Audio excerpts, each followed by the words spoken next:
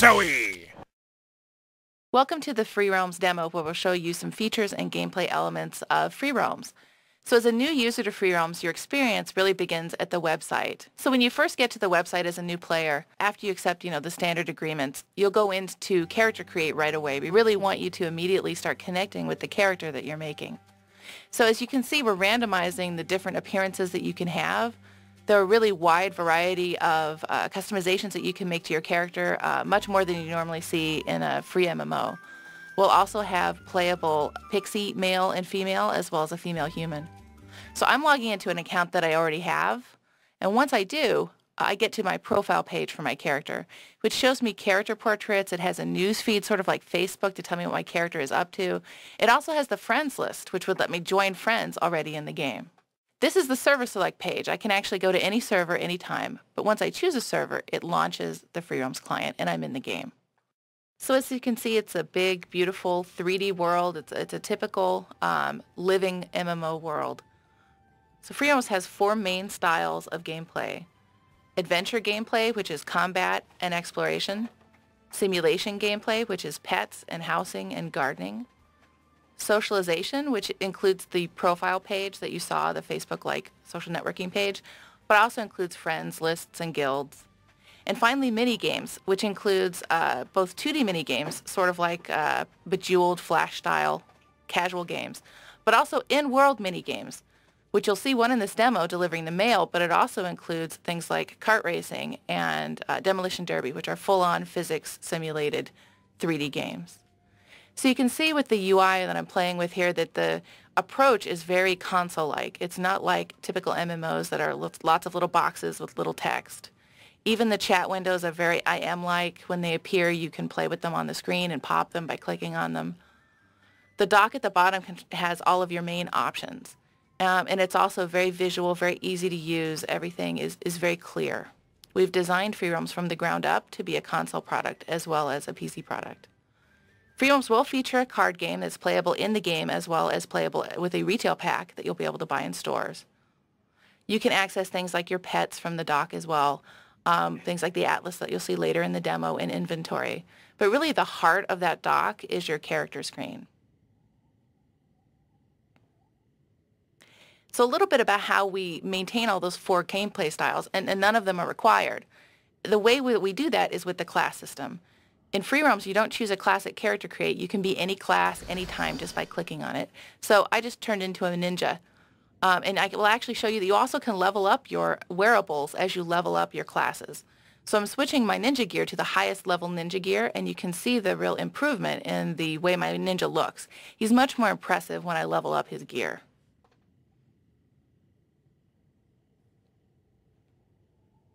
The classes actually cover all of our gameplay aspects, and like I said, none of them are required. All of these level up individually. So I can be an explorer, or a postman, which is tied to an in-game mini-game where I deliver the mail, or a medic, and a medic is another great example of the visual increase you get when you level up your character. He's also a great example of how our characters and our world itself are a mix of modern and fantasy. So a couple other really fun jobs are the treasure hunter,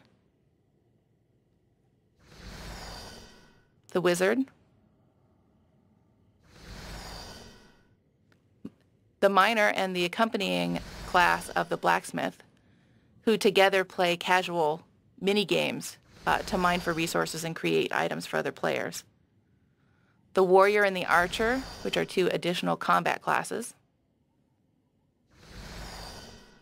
And finally, the chef, who is tied to mini-games and creates consumables that you can use for buffs when you're playing our combat mini-games. So I'll show you a little bit of the world here while I run to our combat demo. This is one of the villages in Sacred Grove where the pixies live, called Snow Hill. And it's actually a really fun, friendly town. It's a great place to start if you want to meet people and shop and play mini-games. Snow Hill and many of our villages also include a stage, which can host player events as well as live streaming concerts.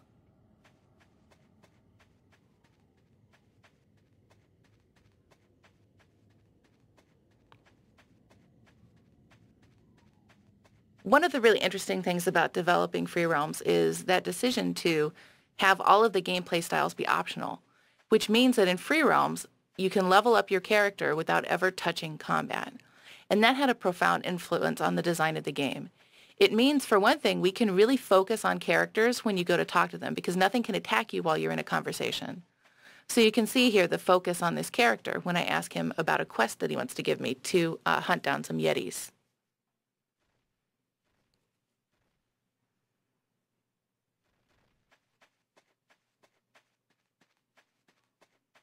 So you can see that he gave me a quest relating to hunting down the Yetis, and I can open a helper window that'll give me information while I'm playing the game about how I can satisfy the goals of that quest.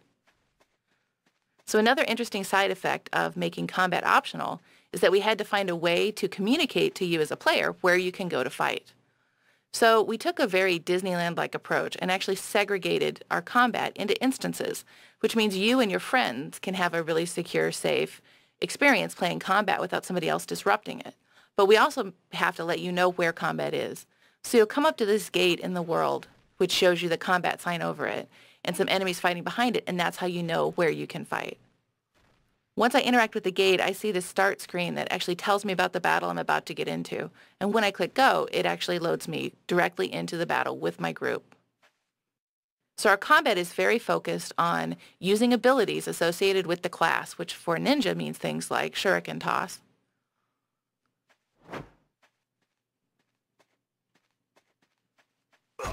and also fun abilities like sneak attack, which you'll see me use in a minute, to sneak up behind an enemy and stab him in the back.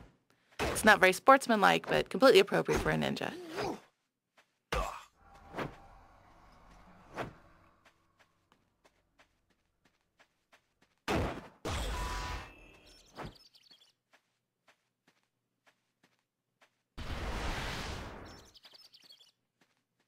So while I'm fighting these enemies, I'm actually earning stars, which are the mechanism for leveling up.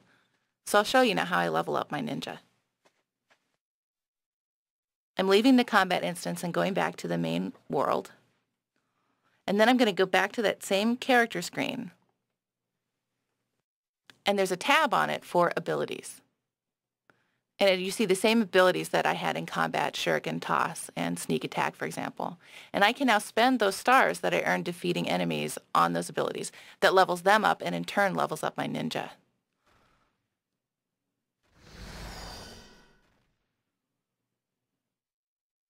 So I can show you a little bit more of Snow Hill now while I run over to the post office so I can show you a little bit of an in-game mini-game for delivering mail.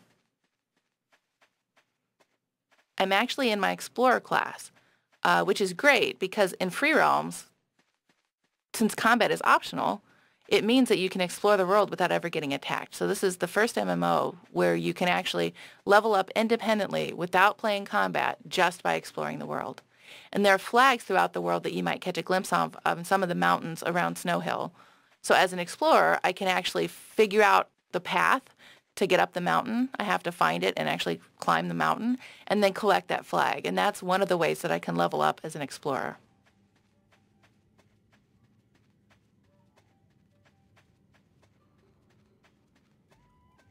This is a nice daytime tour, but we also have time of day in free roams so that time will actually pass and the NPCs will respond to the passage of time.